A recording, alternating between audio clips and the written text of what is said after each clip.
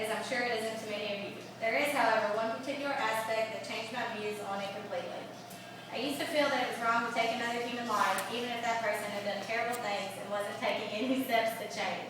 But the more I began to understand some of the negative effects of keeping people incarcerated for long periods of time, particularly the cost of health care, I began to feel like, in a way, I understand why the death penalty is used.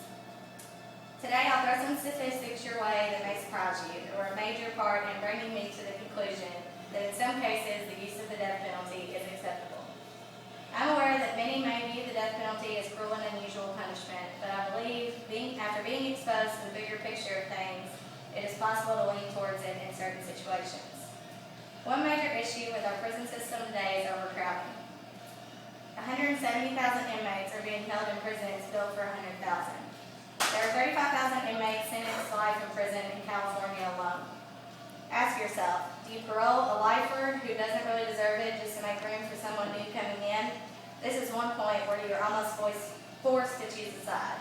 You don't want serious criminals running around the streets, so what do you do when the prison system runs out of room? Another issue, one that really got my attention, is the cost of health care for many prisoners. This expense is coming out of the taxpayers' pockets, who in many cases have trouble affording health care for themselves. I came across an article where a man who had no means of being treated for growths on his chest robbed a bank of $1 just to be sent to jail where he could receive health care. If you ask me, that's just a little bit backwards and a problem that we shouldn't have in this country. Aging in prison is a large factor in health care expenses. If an inmate is serving a life sentence, it is likely that they will experience chronic conditions such as cardiovascular disease, diabetes, etc. These types of problems require a lot of treatment, which adds up to a lot of money. The estimated cost for a lifer is $140 billion over the course of a life sentence.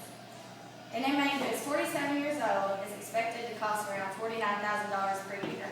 An inmate who is 55 years old is expected to cost around $50,000 per year. And once an inmate reaches 77, it increases to $4 million for life. You frequently hear people saying no one should be rejected of health care. I agree with that statement. I do not agree, however, with the idea that money may be coming out of someone's pocket to pay for a prisoner's health care while they are having trouble paying for their own. Clearly, the death penalty is not something that is handed out casually to any given criminal who walks into a courtroom. So I do believe in some cases it can be used appropriately so issues such as overcrowding and escalating health care costs don't get out of control.